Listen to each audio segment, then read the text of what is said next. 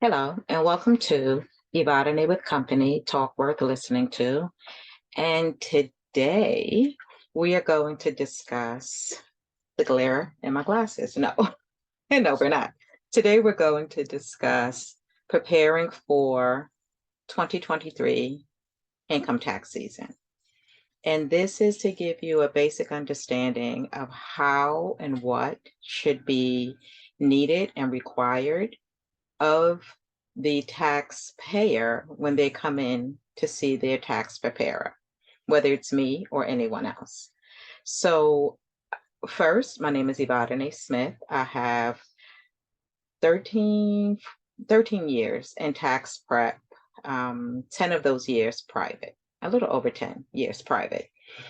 And what I like to do is educate based on my education, based on what I know, to help prepare my clients for the best process, the most effective process, and the most honest process of preparing taxes. I'd like to welcome you. I'd like to, at the top of this, give you my information. So Ibadane Smith is my name, 347-457-2769. That is my telephone number. I'm just checking my volume for a minute. That is my telephone number.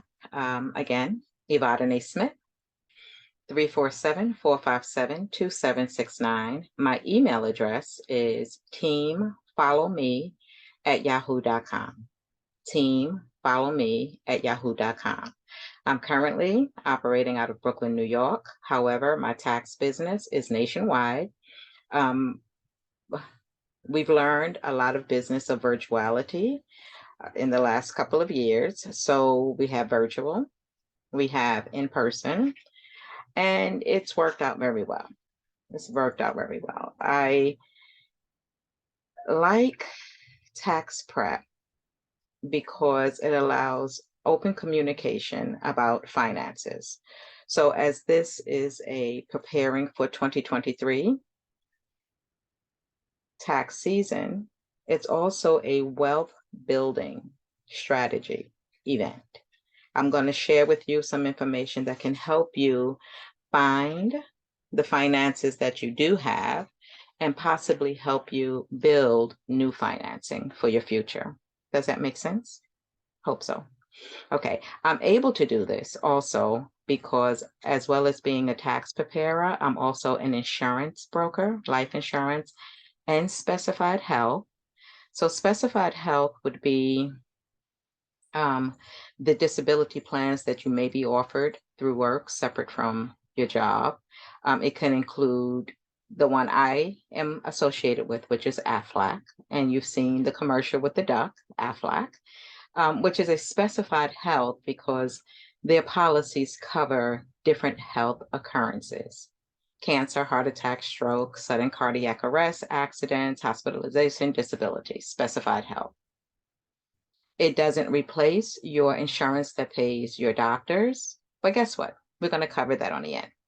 Well, in the middle, the beginning, somewhere along the line, we'll cover explaining to you what specified health plans are and why.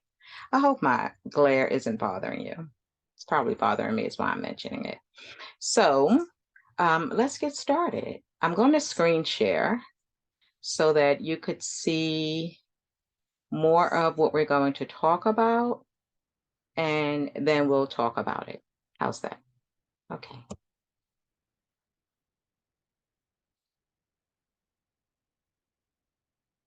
All right. So what I'm sharing with you now is just a guideline of how you should come into your tax preparer's office, or how you should prepare to engage with your preparer when it's time for you to have your taxes prepared. Your filing status. Now, people tend to Okay, let's give you the first filing statuses, right? So it's single, married, married filing, separate. So it's single, married filing joint. That's together, both your incomes combined, or if only one of you have income. Then it's married filing separate, where you both have income, but you file separate returns. That's an actual status, married filing separate. You're living in the same house, you're a married couple, you're happy, you're in love, everything is wonderful, you have children, but you just keep your finances separate. And then we have head of household. So head of household means that you have a qualifying dependent. Your spouse is not your dependent, even if only one of you are working. Your spouse is not your dependent. Your dependents are other people that you're claiming. So if you're single and you have dependents, it could be your parent, it could be your child, it could be a niece or a nephew.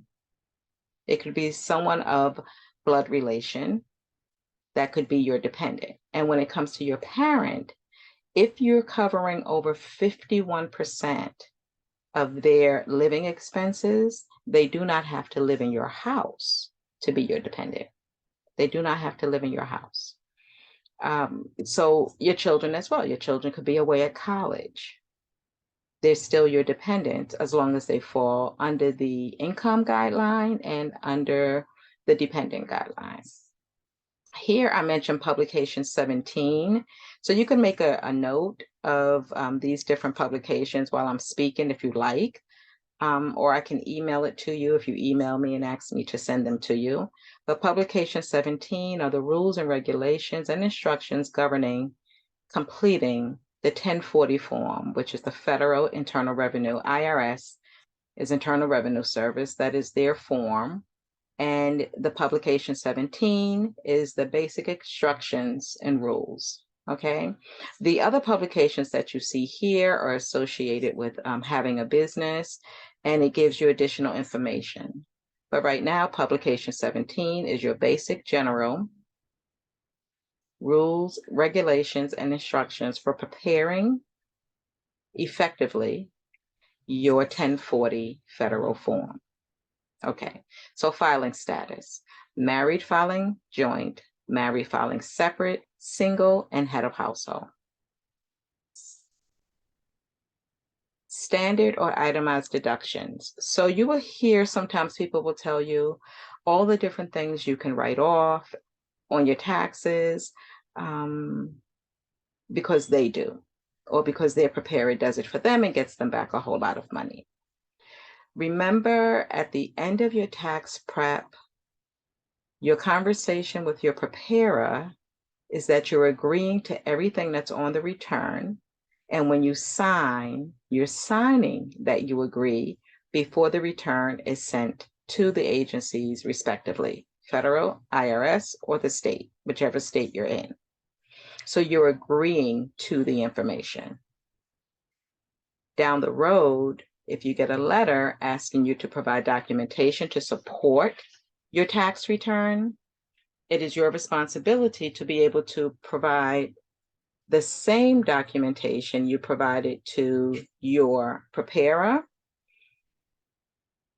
And it's the same documentation and information that you agreed to when you signed and gave authorization for your return to be sent to the respective agencies. So yes, you can itemize your deductions, and there could be a lot of them, but they should be legitimate, they should be accurate, and they should be provable. Okay? Okay. Now, standard deductions, the IRS says, and the state, they say if you're single, we're going to deduct automatically X amount of dollars from your return. And that would be from your income. So if your income is 40,000 and you're single, let's say approximately 13,000 is going to be deducted from your 40,000. That's going to leave you 27,000. We're just estimating 27,000. So now if ideally while you were working and earning that 40,000, taxes were taken out appropriately for the W-4 that you submitted to payroll, then when tax return processing time comes and you receive that automatic 13,000 off of your total income as a single person, now instead of it being, let's say, 10% due that may have been deducted throughout the year, 10% on the 40,000 would have been 4,000. Now that they've deducted 13,000, now 27,000 is taxable. And if it's that same 10% rate, only 2,700 should have been deducted or was due to the federal. So now you get back the difference of the 4,000 that was deducted and the 27,000 that was due. So now you get 13,000. I mean, 1,300, forgive me, 1,300. Whoops, you get 1,300 because they took 4,000. You were only supposed to pay 2,700, 2,700, based on the standard deduction, deducting from the 40, right? The 13,000 from the 40,000. So now that would be your refund. If nothing else in your return happened, that would be your refund, the 1,300 overpayment. So tax season is about adding and subtracting and credits. We take your income, we subtract several things. We subtract your standard deduction, we subtract possibly your child care credits if you have children, your education credits. Some education credits are deductible, some education credits are refundable. Any subtractions are deducted. So it's adding your income, subtracting your credits, and then giving you a refund, hopefully, if you paid enough into it throughout the year, or telling you what you owe if you did not pay enough. Does that make sense? So a tax refund is based on you overpaying throughout the year, receiving your credits through the process, and giving you a refund on the end. Or if you owe, it's going to be based on what you had deducted, still your credits, standard deduction, dependents, education, your credits. And if you didn't pay enough throughout the year, then this is the amount you owe, the balance that will be due. And it's recommended that it's due and paid this year by April 18th. We have a few extra days. So April 18th is the deadline for 2023. But don't wait till the end. And I always share with people, some people will say, oh, I know I'm going to owe, so I'm not going to hurry. Why is that not good? Correct.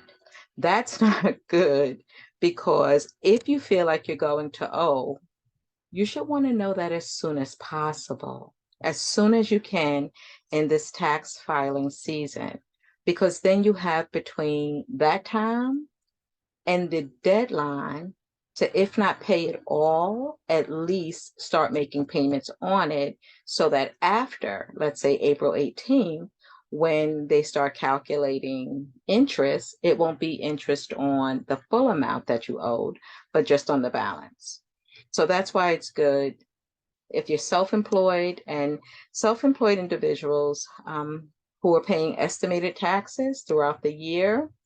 That is a good thing to do, because your employer, you don't have one, you're self-employed, your employer is not deducting weekly or bi-weekly or monthly, however you're making your money, and depositing it for you as with a W-2. So estimated taxes paid quarterly is you estimating now how much you feel you're going to make in 2023, and you start paying estimated taxes through 2023 quarterly, so that when your taxes are prepared in 2024, you have already made some deposits based on your estimated earnings, so that if you are owing, you'll be owing less because you've already paid some in, or if you've paid too much, then you'll be eligible for a refund. Doesn't that make sense? The adding and subtracting. Not too many fractions in tax prep. Not too many fractions, unless you're doing depreciation and amortization, but not too many fractions. It's really whole numbers, adding, subtracting, getting what you deserve. But let's go back to the standard and itemized deductions. Do not let anyone add to your tax return one single thing that you did not do. One single thing that you are not eligible for. Do not let anyone add to your tax return not a single thing in an effort to get you back more money. Because 2, 3, or 4 years down the road, when the IRS contacts you or the state contacts you, you'll owe back that money if you cannot prove it, plus interest, and their interest is pretty high. And as I say that, let me also share with you, whether it's this year, last year, or years prior, if you were ever audited by the federal and they made a change where you either didn't get the amount you were expecting or you owed them back money, whatever change they made, they will notify the states respectively, and then you will owe the state. So I say to you, if the change ever happened, even in the past, if it happened and it was only a federal change, you want to go and amend your state return, because eventually the state will get that message. The state will process that change, because if in most cases, if you didn't qualify for federal, except for itemized deductions, if you didn't qualify for it with the federal, then the federal makes the change. The state is expecting you to make that change as well. So you will want to amend your state return for the year that the federal made a change. Okay? Keep that in mind, and just think back.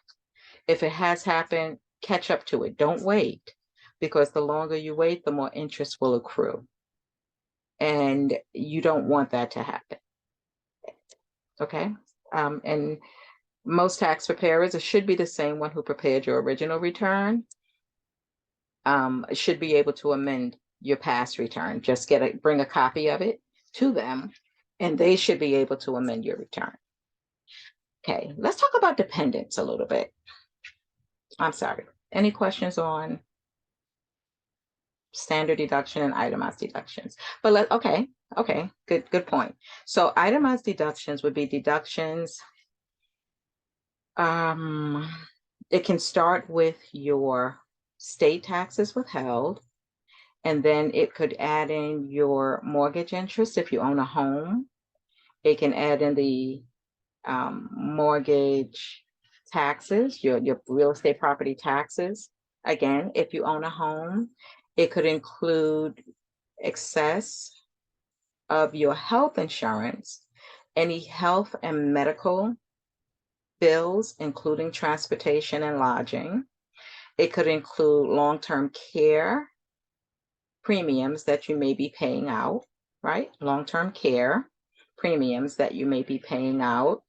Long-term care is really important. As we see, we have no idea in our health what can happen. So long-term care, it's a little costly. If you could afford it, though, it's very valuable, because it gives you that choice of, if you have a long-term care issue, a critical care issue, a rehab issue, it gives you the power of choosing where you have it at, whether it's in a facility or in your home, right?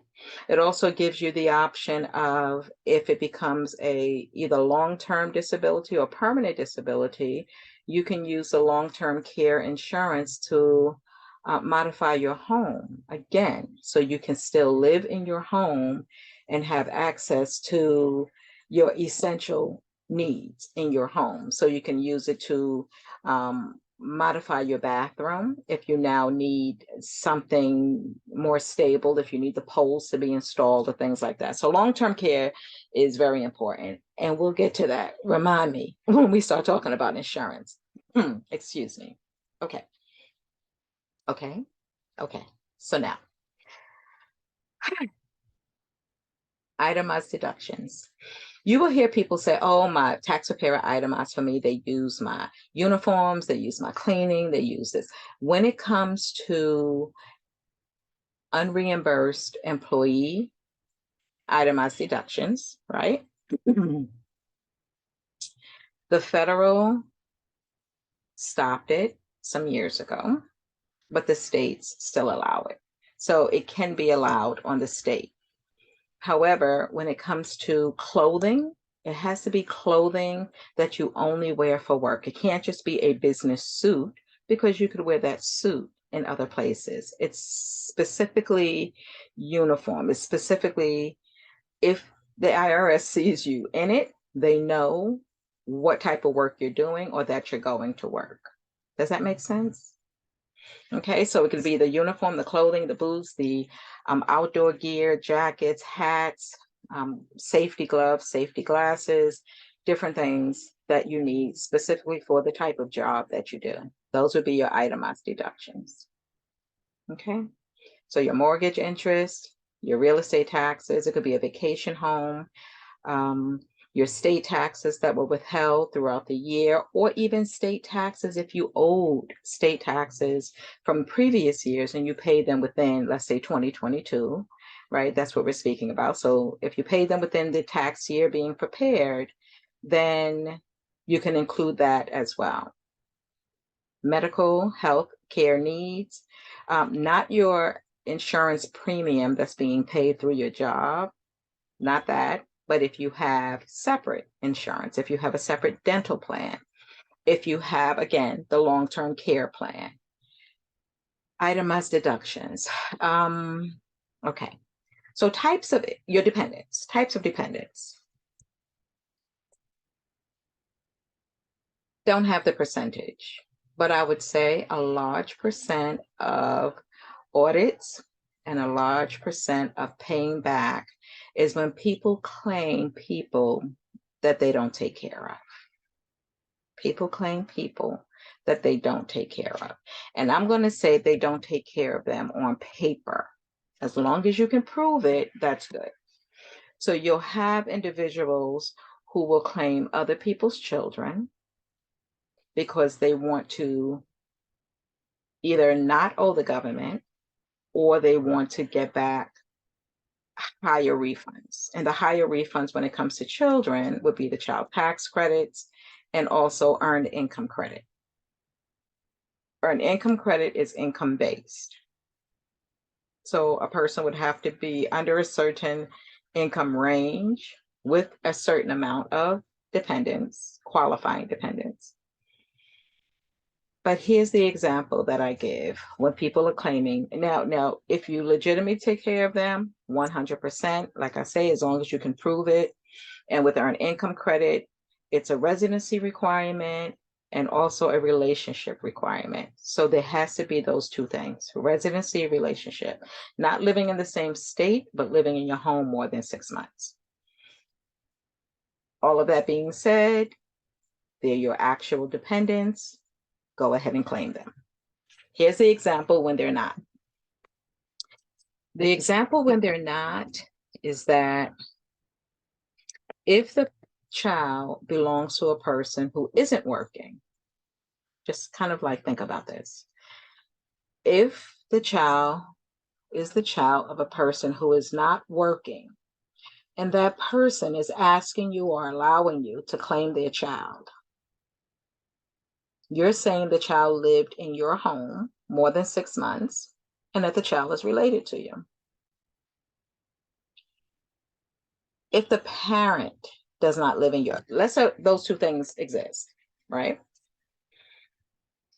If the parent is not living in your home and is not working, but living someplace else, not in your home, if the parent is receiving government subsidy for housing, if the parent is receiving government subsidy for food, food stamps, EBT, SNAP, if the parent is receiving housing assistance, Section 8, FEPS, Workers Advantage, whatever the subsidy is, the parent is receiving that bundle that includes the child, right? Child or children. It includes the child. The parent is saying, this is my child lives with me. Based on that criteria, we have a 2-bedroom, not a 1. We get X amount in SNAP, we get X amount in cash benefits. This is what the government is giving me because I said, this is my child lives with me. And I've given documents to support that during like recertification, registration, or application. You hear people talk about the man this and the man that, and I guess in most cases they're talking about the government, right? Hiding it from the man. Michael Jackson said the man is in the mirror. The man is in the mirror. Social Security numbers are identification numbers. And when the parent is applying, recertifying, registering that child for any service, including after school or daycare, that child's identification number is being used. Right? Full picture, done. Okay. So now here, you've been granted the opportunity to claim this child because this child is going to benefit you, and you may even benefit the parent by giving the parent some money for that, right? And in that case, do the math, because if you're going to give the parent some money so that you could get back more money, how much money did you actually get back for the risk that you may be taking? But okay.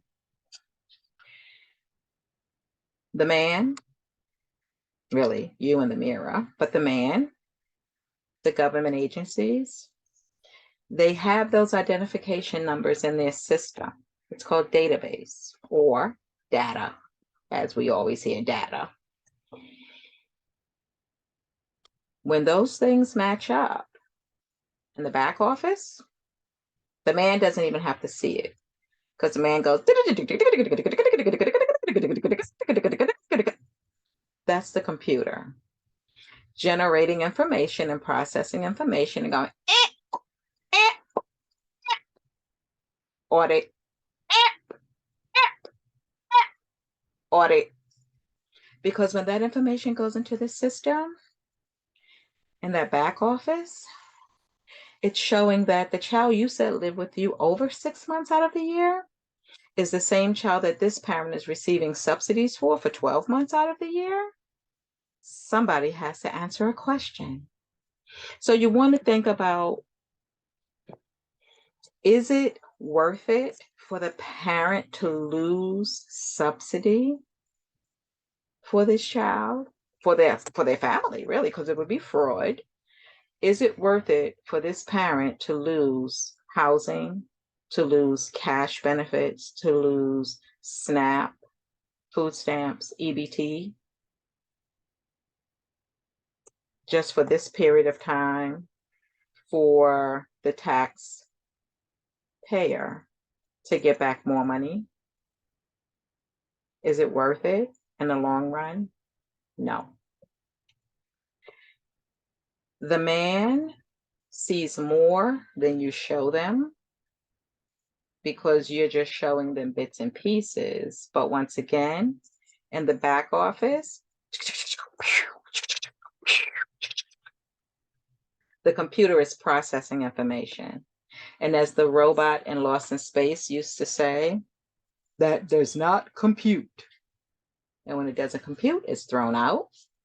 And you are then faced with fraud. The parent is faced with possibly losing their subsidy. I think I said that clear. When it comes to your dependents and your exemptions, when it comes to your complete tax return, when you sign, you're saying, I agree to everything in here. I've looked it over. I agree to everything in here. That's what you're saying. So keep that in mind.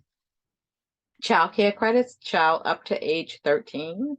So once they turn 13, you can not any longer get, what the heck am I talking about? 13. Oh yeah, child care credit. So it can go from daycare to after school, to after school, extracurricular after school activities while you are working and or in school, one or the other. For that, you want to get the information from the person who's providing this care or the institution. I don't want to say that, the facility that's providing the care. If it's a nonprofit, if it's an individual, if it's a family member, you need name, social, address, and how much was paid. For a facility, you need the name, tax ID, address, and how much was paid. Okay? Okay. And it's good to just have everything in writing. So you have everything in writing, you bring it to the tax preparer. Everything can get attached to your tax return, all your documents, because when all your documents are attached to your tax return, if you ever get a phone call, or not usually a phone call, if you ever get a letter, no, literally, you could get a phone call or a letter. You can get a phone call from a program that you're applying for and they want to see your tax returns, everything's there. If especially FAFSA for college. If you get audited by letter and they want you to submit those documents, everything is in your packet. No matter how beautiful your packet is packaged, whether it's an envelope or a folder or bordered in gold, everything is there, right? So you definitely want to have all your documents in order. What do they say? All of your I's dotted and your T's crossed. And you want to be able to confidently know that everything in your tax return is supported. That makes sense, right? And I will say, we all make mistakes. We all make mistakes, and that's what it is. And it becomes a lesson. But intentionally misleading for the purpose of gaining isn't great. So if it's an error, if it's a mistake, we all make mistakes. Didn't hear it quite right, didn't process it quite right, hit the wrong digit, too much. We all make mistakes. Just be able to answer to it. Whether it's you or the preparer, either one, be able to answer to it. Different types of income. And remember, again, your parent can be a dependent not living in your home as long as you cover their expenses more than 51%. Okay. All right. Now, income, the fun stuff. How do we make money and how do we report money? Okay. W-2 is the easiest and simplest, except please look at your pay stubs when you get paid. We love to bring home the money, but make sure your withholdings kind of add up. Make sure that if you're making $1,200 a week, that your federal withholdings is more than $2, $50 is more. Make sure they're calculating you correctly. Here's the example. I had a client who made $47,000 and her federal withholdings was like 240. That's wrong. And that was in 2020 originally. So we made the change and we completed a new W-4, which they changed up a little bit. Maybe that confused the employer too. I don't know. But we changed the W-4. And in 2021, almost the same thing. 48,000 maybe 500 federal withheld. Of course, not enough. So when her taxes were prepared, there's nothing we can do differently other than enter the correct information. So she owed money. She owed money. So we did it again. And finally, it's correct. They're withholding the appropriate amount. But what we also did, just to make sure, because we didn't do that until we saw that, of course, in March. So what we did was we had them withhold. So on the W-4 and on their state withholding forms, it asks you if you would like for them to withhold an additional amount. And guess what? It's just your savings. If you get it back during tax season, perfect. If you don't get it back, but it's calculated and it was right, then that's good too, because at least you don't have to pay it out at one time. You're paying it gradually. So we had them take out a little more for her state and a little more from her federal. Okay, and also she worked 2 jobs, 2 different companies. So you have to keep that in mind as well. Sometimes when you are working 2 jobs, the first job could, and this wasn't her case. Her case was they just weren't taking out enough. But in some cases, job number 1 could take out the most appropriate amount. Perfect. Based on your income. But the new W-4 asks if you're working 2 jobs. And it asks that question because cumulatively, when job number 1 income is added now during tax return processing time, and job number 2 income is added, it's going to take you possibly to another tax bracket. So job number 1 is withholding accordingly. Perfect. You fall within this tax bracket. This is what we're taking. Perfect. But when those 2 incomes, the one from job number 2 is added to job number 1, it can jump you not even $1, not even $1, literally 1 penny can take you, not, okay, I'm going to say $1 because we don't use cents.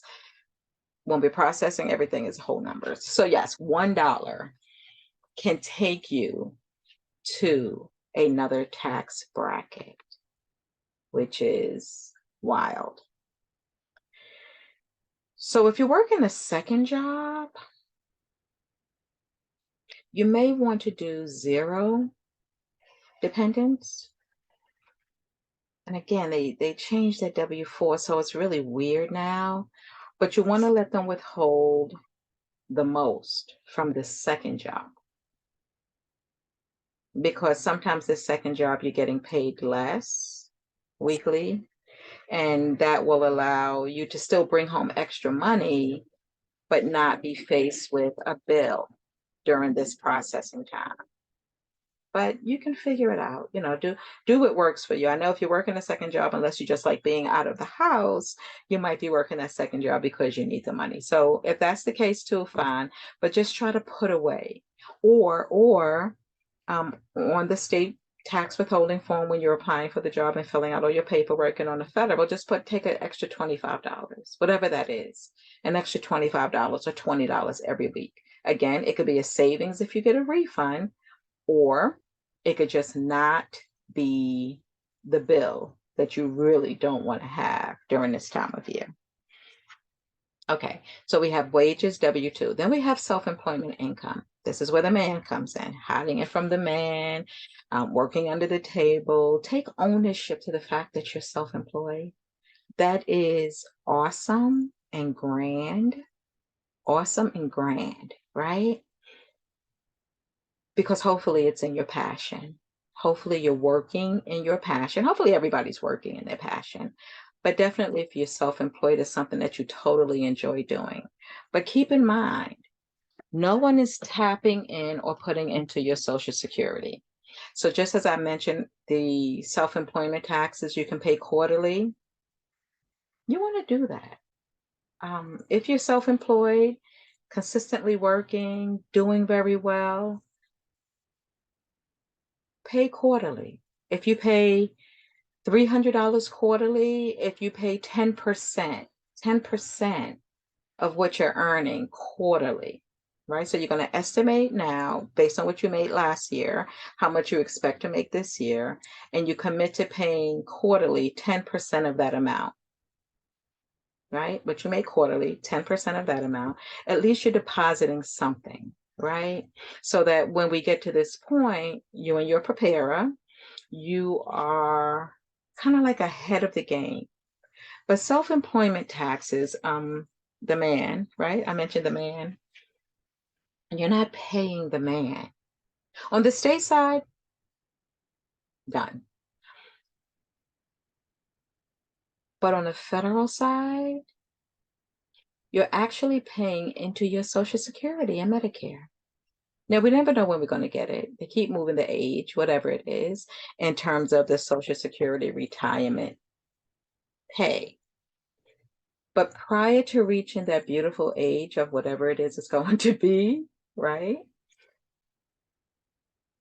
If you have children and even yourself, and in your business or however it happens, you become disabled and can't work, the amount of money that you've deposited through your self-employment taxes will determine what your Social Security disability check will be.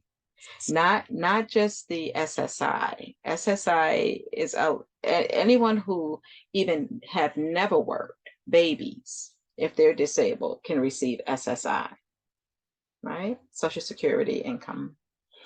But the Social Security disability, SSD, is based on the amount of work credits that you have in. So those work credits would be those years that you were self-employed. You could have been employed earlier on and now self-employed. The amount of credits you have in and how much you've put in will determine how much the check will be every month as long as you're disabled. And if you have children, your children also receive a check.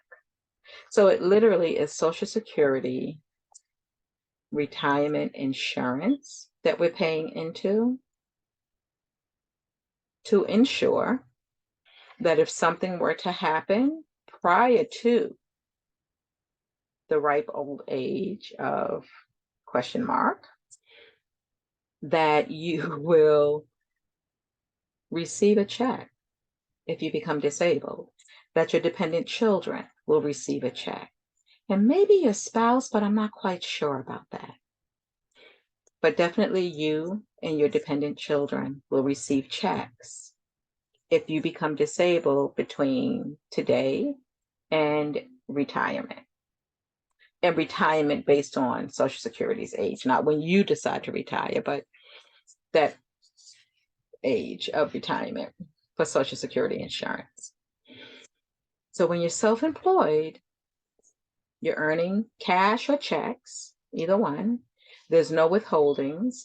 You could be an independent contractor, you can be a consultant, you can be a barber, daycare provider, ride share, car service, taxi driver. Those are all self-employment businesses, right? Window washer, lawn care, whatever your type of business. You could be an artist, music, visual. You could be a photographer, videographer, anything that you're doing under self-employment.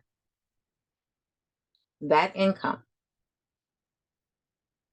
should be reported, okay? It should be reported. When the income is reported, you will have expenses associated with that income. Well, your expenses can, okay, so we talked about the tax return process being an adding and subtracting process, right? So here we have your income again, and now we're talking about your expenses associated with your business. The amount of expenses that you put in will determine how much taxes you will have to pay, because it'll be the income adding, the expenses deducting, and then how much will you have to pay based on the balance. Keep in mind, the lower your balance, the lower you pay to the man in the mirror. You got that? The lower your expenses, the more you will pay, the less you will pay to the man in the mirror. meaning the lower your income after the adding and subtracting. So you have your income, let's say again, 40,000 in income. If you have 30,000 in expenses, the balance is 10,000. Your self-employment taxes will be rated based on that 10,000. So that's how much you will have in for this year, for 2022, let's say, on your income. How is that good or bad? Here's the good and bad. If you lower your income so much that you're putting in, if you make 40,000, okay, let's look at the end of it. If you make 40,000 and you pay estimated taxes throughout the year, 10%, right? You've paid 4,000 in. Part of that is self-employment. Part of that, well, all of that is self-employment. And part of it goes to Social Security. So when you get your Social Security statement, I'm hoping many of you have. Have you started receiving your Social Security statements? They used to send them every year, then they stopped. And now I believe they're sending them either once a year or once every 2 years, the closer you get to the ripe old age. And gratefully, thankfully, right? But it tells you, as long as you make this amount of money, this is what your expected Social Security monthly payment will be. And they break it down where if you become disabled, this is what you would get. If you had dependents and you were disabled, this is what you would get. And if you fully retire, this is what you would get. Or if you retire early, this is what you would get. So they give you all those formulas based on the amount of money that you've made over the years. So when you're looking at that and you see you made, maybe, let's say in your work years, you made 40,000, 50,000, 60,000, 20,000, 30,000 over the years, right? And now you became self-employed, let's say in the last 5 years. And because of the way your taxes are prepared, you show 5,000, 2,000, 1,000 after you do the adding and subtracting of your expenses from your income. When that process is calculated, it can bring down that monthly retirement check or that monthly disability check. So just kind of weigh how much you want to pay yourself in the end. And again, if it's self-employment taxes and you're doing estimated taxes throughout the year, it's not such a heavy, heavy burden at this time of the year. Or if you've saved the money, estimating, okay, this is how much money I'm going to make, this is how much money approximately I'm going to have to pay, and you have that saved. Okay. But it's recommended, publication 17, that you pay self-employment taxes if you're self-employed. Okay. Then you have your retirement. If you retire, congratulations. Now, here's a funny thing though. In the first year that you retire, taxes are amazingly shocking. Amazingly, because you work part of the year. Let's say you worked all the way to the end age regarding your age, right? So in that 1 year, let's say in 2022, you retired, you worked, and you started pulling your Social Security. That's a lot of money. And it's a lot of money that you weren't used to, in a sense that with your employment, you're accustomed to withholdings. Not a problem. W-2, we have that one. But when it comes to retirement, depending on where you retired from, some people hear and some people are not receiving. Either they hear the information or they don't get the right information, but some people don't have taxes withheld from their pension. Because sometimes if they're hearing well, someone will say, oh, it's not that much money. You don't need to pay taxes because your pension is only 30,000, something like that. Well, the person speaking to you, they know the part of the business that they're looking at, and that's regarding your retirement and your pension. What they do not know is how much money you're going to get from Social Security. They do not know if you decided to pull out annuity money, if you decided to pull out IRAs that year. They don't know necessarily how much money you made. If you saved all your sick time, never used it, thank heavens, and you got paid for all of it, they don't know your full picture. You don't know your full picture because it's just happening, right? It will level off in the years to come, but in that first year of retirement, if you work and pull pension and pull Social Security, just those three, period, not including if you pull other things out, have taxes taken out. Have taxes taken out of your pension. You could even have up to 10% taken out of your Social Security. Have taxes taken out. And sometimes we say we're tired of paying taxes, but are you tired of paying taxes and tired of getting a lump sum of money during income tax season? How tired are you, right? And it's just a savings. It's just a savings. As we're speaking about retirement, just putting it in there a little bit. If you're planning to retire in the next year, right? Or if you retired recently, if you retired last year, congratulations. One of the things that you want to do is remove your debt. You want to get rid of your debt because you might have high income from your retirement products when you retire, but you may not. Or you may retire before you're getting Social Security. So your retirement may be just your pension. Your pension is going to be anywhere between 50, hopefully 50 to 60% of what your income was, right? But 50 to 60% of what your income was and what your monthly budget looks like, those two things may not add up too good. See, I believe in the happily ever after, right? I believe in the idea that we should be living happily ever. This is what they said. It's a fairy tale, right? We living in a fairy tale, happily ever after.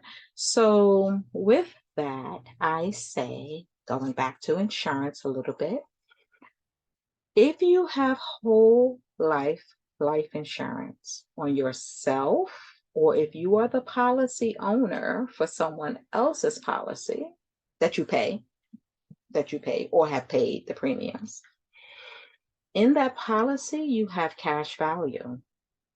In that cash value, you have loan value. Pull out a loan from your whole life policy and abolish your debt. What a great idea, right? Pull out a loan, which you never have to pay back, and get rid of your debt. This way, your monthly income, whatever it is all yours. Now, can you pay the loan back on the insurance? Sure, you can pay it back. Can you pay back the interest? Absolutely, you can pay back the annual interest on it. Fine. What will happen with that life insurance policy, because you're not cashing it out, what will happen with it is that when it's time to cash it, because someone has passed on, they will take back the loan plus the interest if you haven't paid anything back from the face value, right? Okay.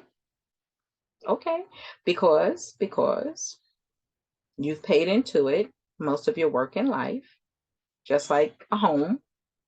You pay into it, you're building equity. It's kind of similar. You're building equity in your home, you're building equity in your whole life policy. Who better to use it than you? Who better to use it than you? And the same thing with reverse mortgages. If you own a home and you have a bunch of cash value in your equity and you're in debt, it makes no sense. As long as seniors are on the deed, only seniors, and you have equity in your home, like, or it's paid off, you can do a reverse mortgage. And you, again, can pay it back, or you never have to pay it back. I recommend people get a term policy when they do a reverse mortgage, just in case they have family members who they want to be able to acquire the house back. I think they have a year or two to get the house back. That term policy, much less than the mortgage payment, if there was one, and it would allow them to pay off the loan. To pay off the loan. Check your state also and see if they have what's called a TOD, transfer after death, TOD. So it's a document that you complete. So you're the only one on the deed, let's say. But that document says that upon your death, the deed automatically reverts and goes to the person that you leave. The deed is the ownership of the house. The house is now deeded to the person that you leave it to. That's really important because it avoids a whole lot of estate issues, estate taxes, will probate, all of the court issues that can come up when a person passes and they have property. So transfer, I think it's called transfer on death. TOD is in David, or D is in deed. Transfer of deed. So check on that. But preparing for retirement, debt free, right? You can rewind. I'm not going to repeat it. I hear I repeat a lot, so you don't have to repeat it. Yvonne and Nate, they can rewind. Okay, so you have wages, you have this is your income area: wages, self-employment, retirement, and investments. So from retirement, you're going to get a 1099-R. From your investments, you're going to receive maybe an interest statement.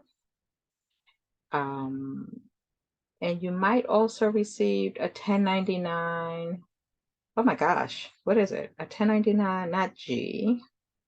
What is the investment document? Oh my God, it might be a 1099-G. I have to check that.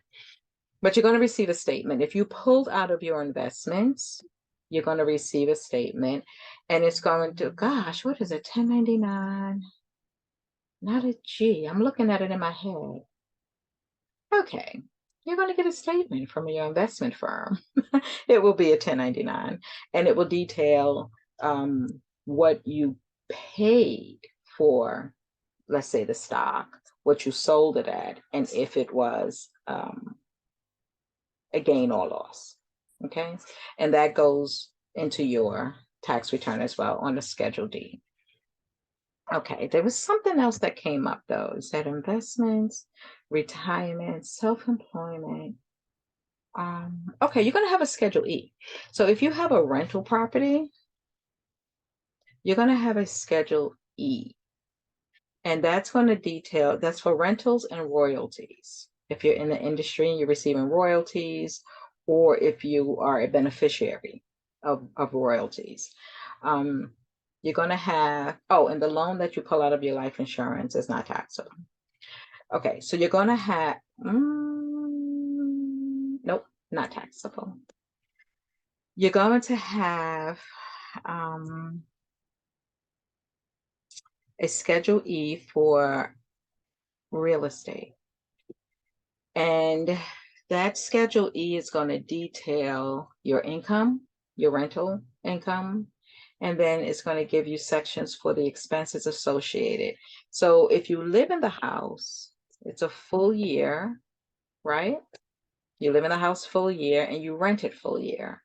If you do repairs, so let's say it's a 50-50 or two family. If you do repairs on your unit, unless it's weatherization, it's not a deduction. But if you do repairs, let's say on the roof, half of that, because it's a two family, would be an expense because half the roof covers half the rental property. So your major repairs, your electricity for the unit, your heating for the unit, if you provide electricity, either in common areas, if it's a hallway, or if the electricity is included in the rent, water bill, your taxes, those portions are expenses associated with the rental property. Okay? Okay. Again, we covered childcare expenses. Then you have education credits. Some education credits are refundable, and some education credits reduce your taxable income. So remember, we talked about with your income, you have your credits, So it's the income, the credits associated, and then the balance of all of that is what you owe taxes on. So the non-refundable credits will reduce your taxable income. So let's go back to the 40,000, standard deduction 13,000, leaves you 27,000. Let's say you have education credits that are not refundable, but you get a credit of 3,000. That 3,000 is deducted from that 27. So now you're only taxable on 23,000.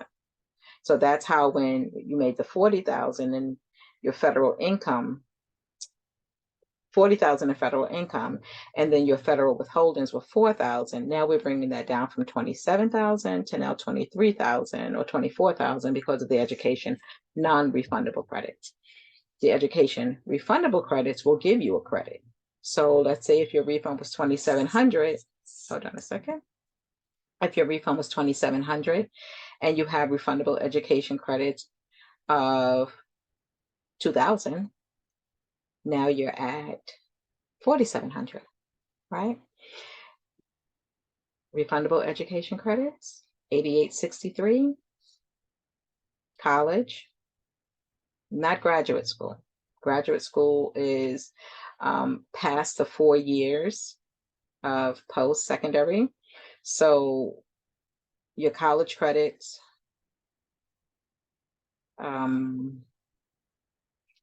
goes on the 8863, and you provide the name of the institution, how much you paid. Now, when they give you that 1098 INT, that's what interest paid. When they give you the 1098T, so 1098 INT is for interest paid, let's say on your student loan. If you're paying back a student loan, they'll give you a 1098 INT. For tuition, they give you a 1098T for tuition, and it can show.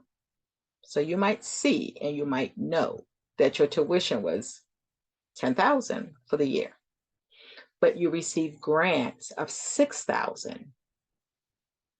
So your only tuition credit will be calculated on 4,000, because if it was 10,000, you received 6,000 in grants for which you don't have to pay back, not a loan, but a grant. Even if you got a loan for the other 4,000, you can include that as tuition, and you get credit for that 4,000. So you'll see a couple of boxes there, and the boxes will determine and show you exactly what it is that you are going to get credit for. So grant, tuition, grant. Sometimes the grants exceed the tuition, which is wonderful. So then you don't have credit at all because you received grant money to cover plus some, but you're also not taxed on the grant money. So that's a good thing. All right. Any questions? None? One, two? What did I miss? Okay. You want to come prepared. You want to have your receipts. When you come to have your taxes prepared, you want to have your receipts all together, stapled, and you want to bring a summary. So here's how the summary looks. Your expenses, and this is for your business, whether it's your rental property or as a self-employed consultant, contractor, whatever business you do. You want to have, so for automobile, you want to either use mileage or you can itemize your expenses, your car wash, your repairs, your insurance, your car note, different things like that. And it would be prorated based on how much you use it for business and how much you use it for pleasure, right? If it's your mileage, you want to keep track of your mileage. How much mileage do you use for business and how much mileage do you use for pleasure? So your mileage amount, or a summary of your expenses associated with the automobile. The rent for your business, if you have a rental property, that you like an office space, how much you spend for office space, how much you spend for utilities, cell phone, websites, supplies, materials, licensing, right? If you need special licensing. What else? your space, your rental, your taxes. If you pay taxes for your business, if you um, pay other contractors to help you, other people to help you with your business. So you want to have all of that detailed. And I always say you want to get one card that you use, one account that you use for business, because that's going to allow you every month to pull a statement, whether it's an online account or an in-person bank, a standard bank account. You want to have that statement, and you can go through that statement, cross-reference it with your receipts, indicate what is it for. So your summary, actually pull down, go online, because you're online now, right? So I know you have access. So go go online to irs.gov and then put in schedule SCH-C as in Charlie, schedule C as in Charlie. And that's going to be for your self-employment contracting business. Go online, same place, irs.gov, and pull down the schedule SCH-E. And that's if you have royalties and rental property. And then you'll see an idea of the different expenses you can use. And then you have these publications. So these publications that are showing here, and I hope they're showing because I'm up in a little box here. You have different publications that will show you how and what is a tax deduction for you when you have a business. And there are several businesses. So that's going to be in a little while. What time do we have? We have 40 minutes left together. Oh, that's so sweet. Thank you for staying.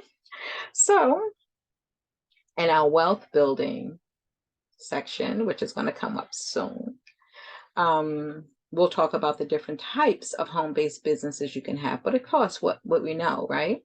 So again, the last 2 years showed us virtuality. So a lot of barbers started doing house calls. Doctors used to do house calls back in the 70s. I remember, right? So you have barbers, you have daycare providers, you have nannies. Using your home for business allows you to write off part of your home expenses.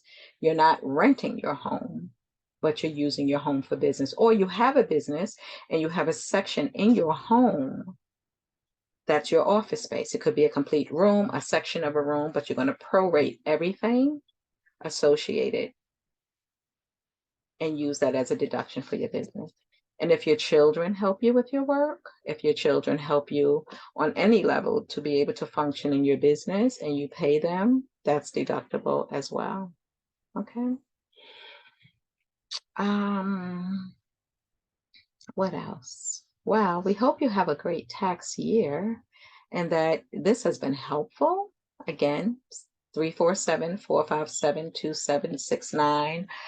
There are a few people who I have recently connected with who were formerly with the Internal Revenue, and they're retired now and very knowledgeable. So together we could make sure that any of the services you need, any of the resolution that you need is made available to you. Is that cool? Okay, so that's it for taxes. And again, the deadline for 2023 is April 18th. If you are self-employed and you're filing your taxes, and you will, you want to do it early. Even if you don't send them immediately, and I say send them, I do say, once they're done, send them. At least you know you don't get caught in filing late, right? You don't get caught in filing late, but you at least know how much you're going to owe. And once they're filed, then you can just go right online and start paying it piece by piece by piece. And you may want to start paying your estimated taxes as well, right? Okay, all right. So now we're going to talk about wealth building, if that's okay with you, just for a little while. How do we build wealth? We build wealth not even knowing that we're doing it. And now we're going to go back to life insurance. So I am a life insurance broker and specified health. So life insurance is not just about death. Term policies are about securing enough money that if you should pass, your loved ones can take that amount of money and get rid of debt and maybe even have some to live on. And what you choose for them to do with it, what you advise them to do with it, um, is what will allow you, I say, to rest in peace. When we know we've put things in place, it allows us to rest in peace because we all one day will be resting in peace. Do you agree? I agree. But I also say we have to practice peace. So if we start living in peace, we get a lot of practice in, and then we can rest in peace. But rest in peace knowing that you left your loved ones with a way to accomplish the goals that they want to accomplish. Make sense? Okay. Term policies are more reasonable monthly than whole life because they are for a specific period of time. And when that time is over, if you can convert a term policy within 5 to 10 years, you can convert it to a whole life if you choose. But if you're leaving that term policy as it is, it's a lot of face value for much less than a whole life would be for that same face value. Term policies have their benefits 100%, 100%. And try not to let anyone tell you differently. Okay. The whole life policy, that's pretty. The whole life policy is pretty because, hear me carefully, the younger the insured, the cheaper the premium. The younger the insured, the cheaper the premium. And you're the policy owner. So you have a policy for someone who's 5. It could be 100,000, 400, let's say $200,000 policy for a 5-year-old, maybe about $70 a month, maybe 70 to 100, not even 100, $70 a month. But the cash value that's building up in those options, they have an option called paid up additions. So as it's growing, it's buying more and more and more insurance for your same premium of, let's go, under 100 a month. The cash value that's building up, when that young person turns 21, they could have cash value, and I'm just estimating, don't quote me, don't sue me, but they could have cash value of $40,000 or $50,000 or more. Loan, right? Remember I said that, loan. They have policies where you only pay them for 20 years. You only pay them for 15 years. You could even pay them for 65 years, right? If you pay for 65 years, the premium is going to be lower. The cash value is going to be building up perfectly just the same. And eventually the premium goes down on some of the policies, right? When I say use that cash value to clear your debt, look at your policies today. Like, just go to them and look at them, the whole life policies that you have. You might have even forgotten that you had it. One, check your beneficiary and make sure the beneficiary is who you want it to be. And as I say that, if you were married when these policies were started and now you're divorced, but let's say you paid the premium, you really own the policy on your spouse. Once the divorce is final, you have to reassign yourself, right? You have to reassign yourself to the policy dated after the divorce. Yeah, well, now you know, I didn't either. So whoever your beneficiary is, if it was a spouse and you still want your spouse, you personally still want your spouse, your ex-spouse, to be the beneficiary, you have to now reassign them, list them again, date it, make a change, date it after the divorce so that they are still the beneficiaries. Okay? So check. I know people whose beneficiaries passed, but they never go back and check. We don't always go back. We sometimes forget what we even have, more or less go back and check. So it's not necessarily intentional, not to spite anyone. It's just you haven't done it. Or you have people who are divorced and remarried and the original spouse is still the beneficiary. If that's how you want it to be, that is fine. You know, because you're divorced don't mean you don't love anymore. So you can check out my YouTube, Yvonne A. Smith, and I have how to have a happy divorce. You don't have to be miserable to decide you no longer want to be. Does that make sense? Okay, so check out my YouTube though. A lot of great videos on my YouTube. Yvonne A. Smith. What else would it be, right? Okay, I'm just saying. So this is also going to be up on the YouTube as well. So when you get some time, if you miss it, or if you missed it, or if you need to go back and hear it again, and I hope I haven't said anything that's going to get anybody in trouble, including myself. But moving forward, insurance is a wonderful product. And again, the younger the insured, the cheaper the premium. But if you are the policy owner, you have control of all of that. And then you can turn ownership over to the young person when they reach the age, right? And you should have beneficiaries. So when you leave your beneficiaries, it should be two. Why? Because if one person is very close to you and you both go together, now we have a problem, right? Now we have a problem. You also may want to look into a trust. Um, look into a trust. Contact me if you are interested in that, because a trust protects the family.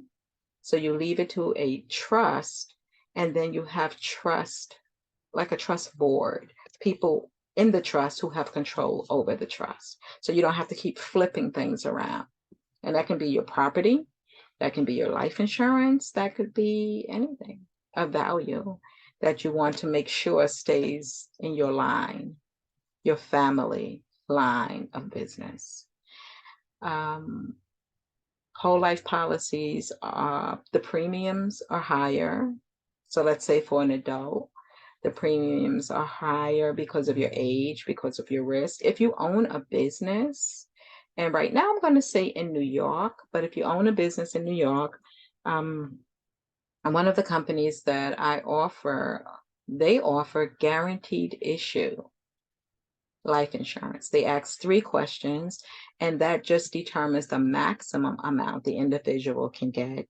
But it's guaranteed issue, and it also includes the owner. And so you have to have at least, let's say, about 5 employees, 3 to 5 employees, including yourself, and paid through W-2. You can add contractors. Our contractors sometimes are the meat of our business, because they're independent and they're specialized, but they are definitely there when we need them, right? Guaranteed issue in the workplace, whole life policies just being so valuable because of the cash value that builds up in it over time. You know, just make the payment and go to sleep. We have single pay policies. You pay one time. So when would you pay one time that it'll be worth it? You would pay one time if it's worth it, if you hit a jackpot of some sort. Or you would pay one time if, example, spoke to someone today, and she is planning on retiring, and she's going to have a lump sum of money, and she has 2 grown children, right? She's going to have a lump sum of money. She has 2 grown children, plus she has her Social Security and her pension. So she has an overwhelming amount of financial resources. So here is my suggestion to her. My suggestion to her was to purchase, because her sons live with her. They're grown, but they live with her, and that's cool for now. But now that she's retiring, not so much, right? Love you. So because of that, with this lump sum, I'm going to purchase something for you, is what I suggested to her. So purchase they love living together, perfect. Purchase a 2-bedroom, co-op or condo for them, no mortgage, and they can handle it. They're working, they're self-sufficient, and then they can handle it. That's that resting in peace again, right? It's free money. It's her money. She has it. I also suggested to her, because we just don't know how things would turn out. They're working, again, self-sufficient, very good, to maybe purchase single pay annuities for them. So single pay annuity says if you put in, I'm not going to give an amount. Check it. Single pay annuity, you make a deposit one time based on how much you want to receive monthly, and it guarantees for life that you will receive that amount monthly. One payment, single pay, one payment, and it guarantees. And you can do it for yourself as well. If you get a lump sum of money, you can do it for yourself. You can do it for your spouse who may not have a pension, right? You can do it for yourself, your spouse. You can only do it for someone who's over 18 or older. So you can, if you have a grandchild who's 18 and you want to make sure as long as they live, they're going to be getting a certain amount. Now, the single pay annuity doesn't pay until you reach retirement age, 59 and a half, right?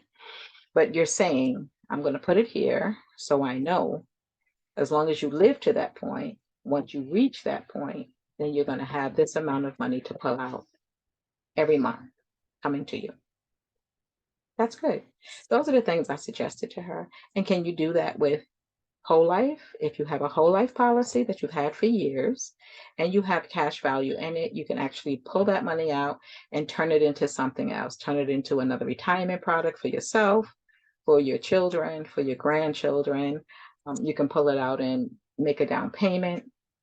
Because people do that, right? They have homes and then their children or grandchildren want and or need, and people refinance their home, but they're refinancing their home while they have life insurance with cash value sitting in the drawer. So what would you do based on what you know and or what I've shared? Would you use a loan from the policy that you never have to pay back to help out the young folks?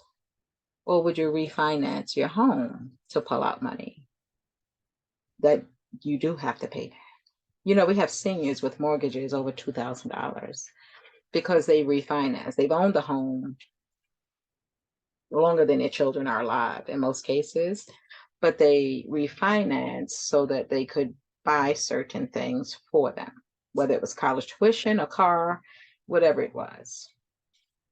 But what would you do based on what you know, what I've shared, if accurate? What would you do? Yeah, me too. I would use the cash value in my life policy because I never have to pay it back. And I can, but I don't have to. And it will come again off of what? Exactly. It will come from the face value. So life insurance is a great wealth building tool. And as I mentioned, give us 30 minutes. I have a great team. I have such great teams behind me, above me, around me, that's so knowledgeable in the business of insurance that I know we can help you build wealth strategies for you and your loved ones. I know that. Not taking away from whatever you have. Not at all. It's not one or the other. It is building wealth strategies for you and your loved ones. And again, I have great teams on both sides. I talked about specified health, but let me give you your gifts. Okay. So give me 30 minutes.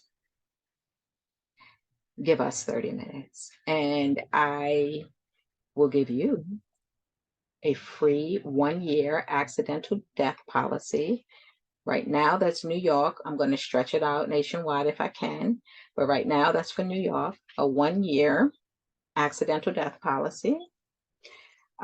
Nationwide, a free discount prescription card. And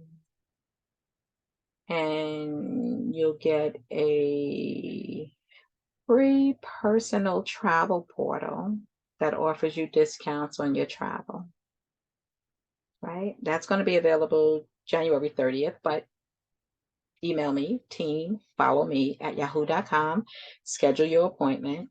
And those are the things you'll get because I love giving. I do. And so those are the things you'll get for giving us 30 minutes of your time, right? And 30 minutes could be in person or virtual. Again, if you have a business and you want us to come in to offer the guaranteed issue, that is New York as well, the guaranteed issue life insurance schedule, that'd be great.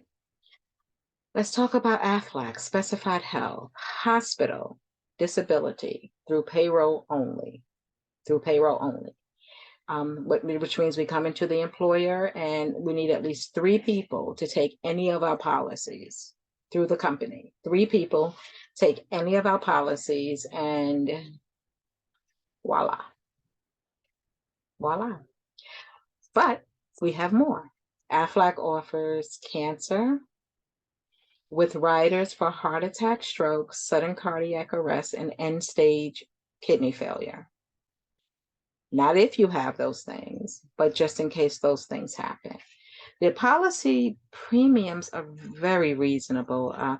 You could have the hospital, disability, individual, hospital, disability, cancer, and accident for, I'm going to say, under 200 a month. So if you have payroll deduction, it can range anywhere from, I would say, 50 a week.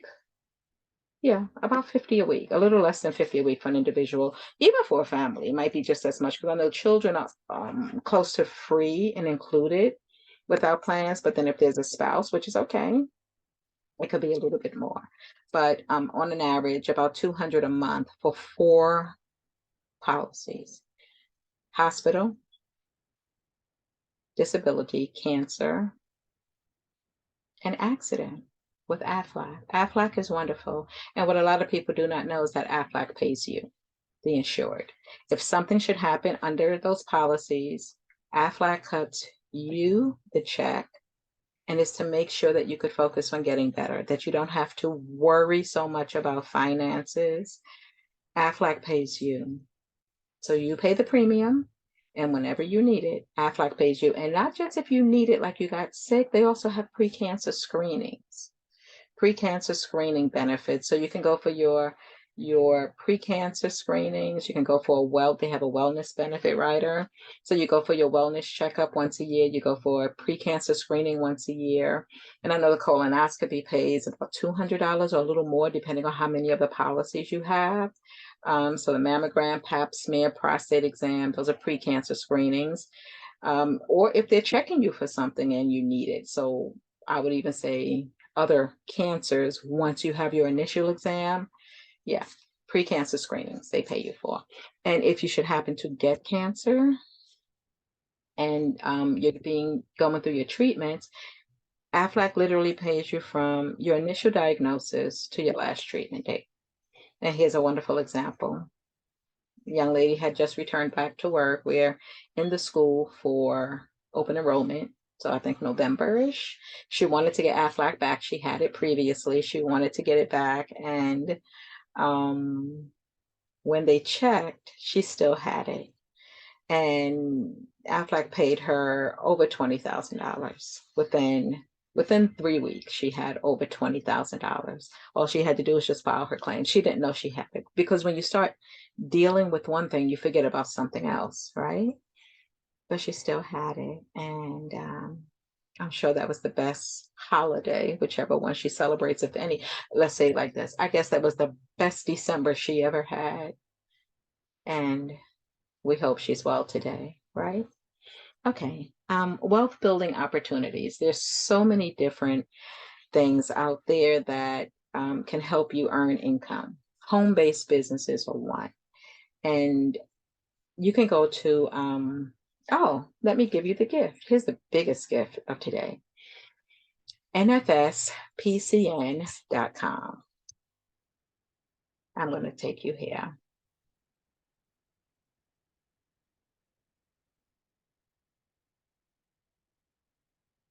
That's not a dot.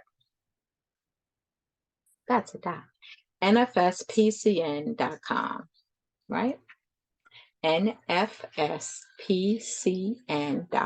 What the heck is that? Well, In there, you're going to get a digital copy of my book, Suicide is a Serious Killer. Let's End It Today. It is on mental health and wellness. It is on health and wellness. It's motivation, inspiration, empowerment. We demystify suicide. We help you to understand some of the ways it can come, especially with happy people. One of the ways is protein deficiency, and that protein deficiency could be either from nutrition, or it could be stimulated through medication or alcohol or street drugs or whatever chemicals can affect your protein level. That's how totally happy people, we get a report of suicide. If it was, we get a report of suicide, and people don't understand how or why. So I will say that the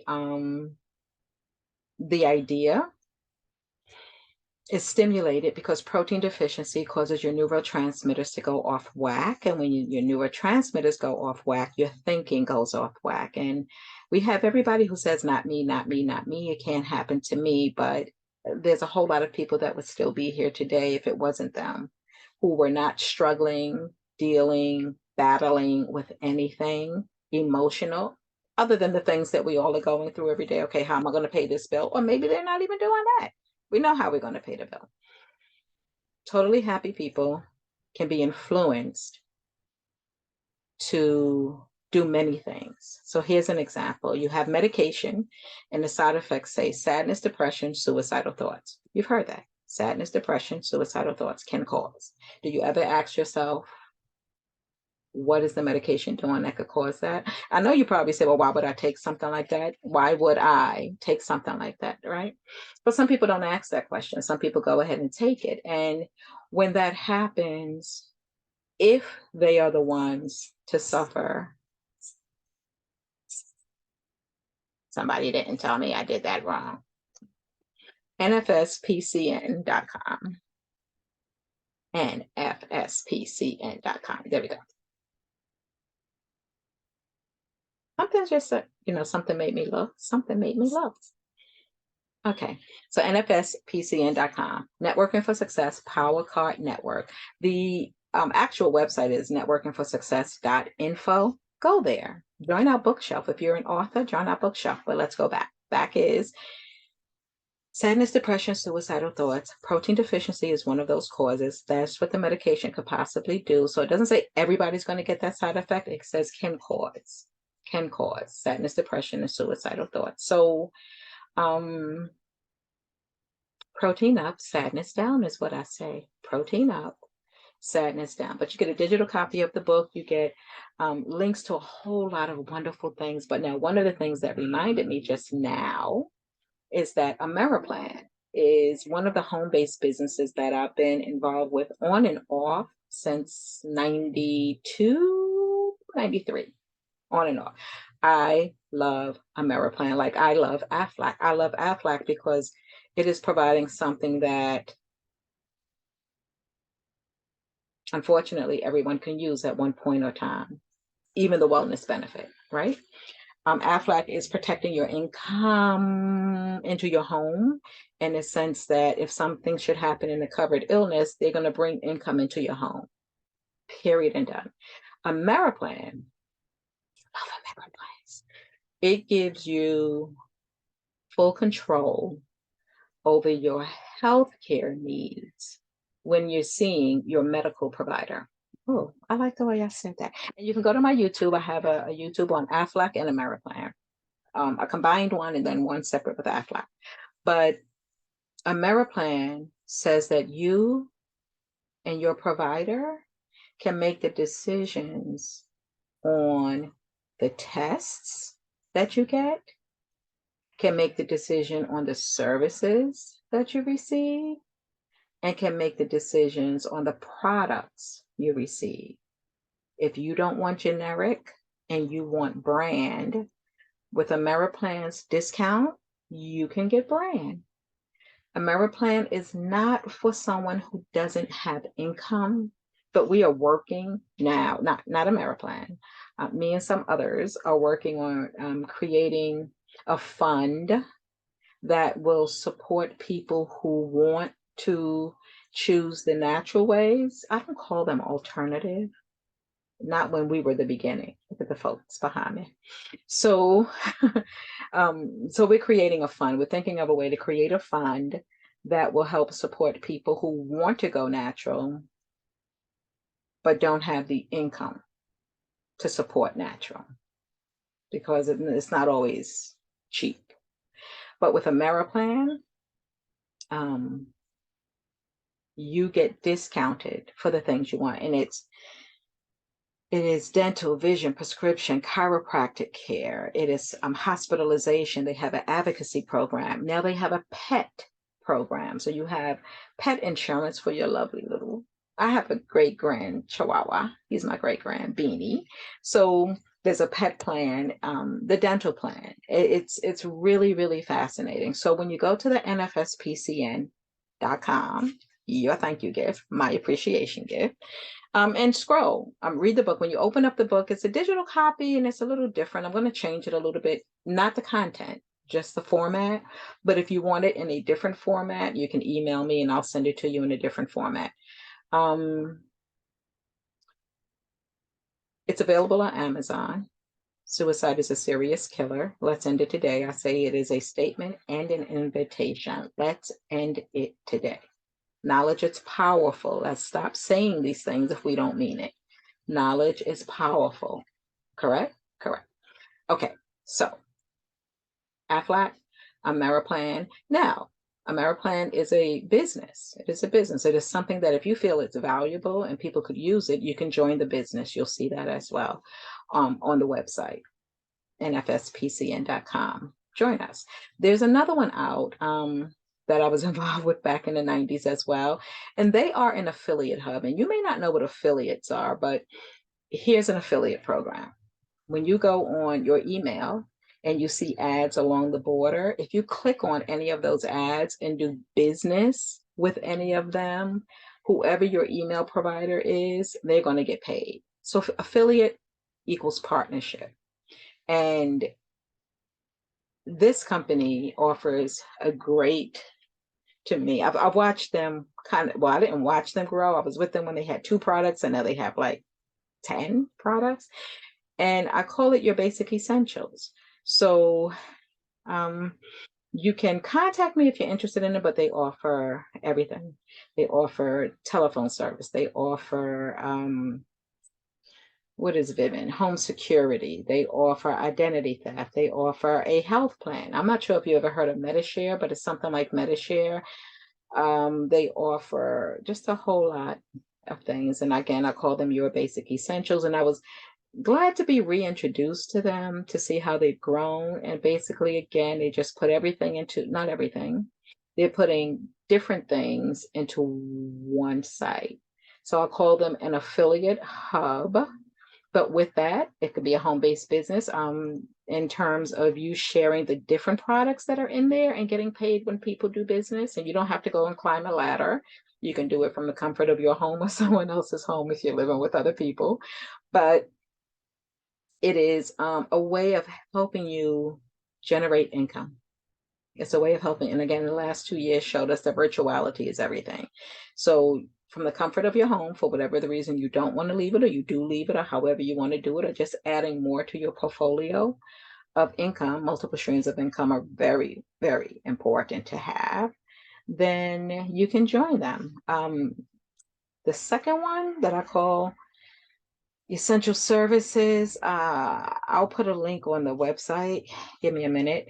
But if you're interested in that one, give me a call or email me, one or the other, and I'll send you contact information for them. I can't say it out now because I need to secure it, if that makes any sense. But there are a lot of different home-based businesses that you can do. The travel portal that I'm going to give you is actually a home-based business as well. So if you're interested in that, and what happens is we share the portal. And when we share the portal and the person who receives the portal books travel, because see, personally, me, I never want to get paid because you paid more. I'm not comfortable in a business where I get paid because you paid more. That doesn't make me happy. With this travel portal business, I give you a portal, you register, and whenever you're going to book your travel, you book your travel. They'll show you, and you're booking it, it's a discount, 100% discount in the prices. I get paid on what you saved. Huh? That's right. Which is perfect for me because I never want to get paid because you paid. Okay. I'm going to extend um, my tax offer to next Saturday, flat rate, $100. $100 for tax services. Pay now, prepare later, right? Um, and of that 100, I will be donating 2 books into the community. So you will see on the networkingforsuccess.info, networkingforsuccess.info. Let me put that here. Never.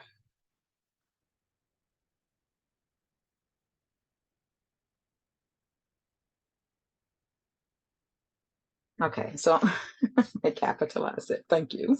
On the success.info site or on the SISK intro.com, you will see the different options where you can actually donate to help get the book into nonprofit organizations. If you have a nonprofit organization, or if you have any type of organization or business and you would like to get the book wholesale, you can contact me or you can link it in through the SISK. I've had fun today. Have you enjoyed this? I sure hope you've enjoyed this. And let me give you some side notes. Not blocking anybody's business, but I'm just saying. No one wants anything that's not valuable. No one wants anything that's not valuable. So I hear this commercial for timeshares. I used to sell them. Why? Because I don't touch anything that doesn't have value. I used to sell timeshares and I strongly believe in them. But what I will tell you, never buy a timeshare more than 3 hours from driving, more than 3 hours driving from your home. Why? Because the amount of money that you may spend for the timeshare, you want to be able to use it more than once a year. And how is that possible? Well, you do not have a country club membership that will cost you the same thing that you buy a timeshare for. You have 365-day access to your home resort. So why would I buy only within 3 hours from my home? Because I can get in my car and I can drive an hour and a half, 2 hours, 3 hours, and go spend the day horseback riding, swimming, tennis, all the things that country clubs offer. So when you look at the value of your home resort, and there's one near everybody's home. When you look at the value of your home resort and the fact that you can just go and spend the day, I call it absolutely priceless, absolutely priceless.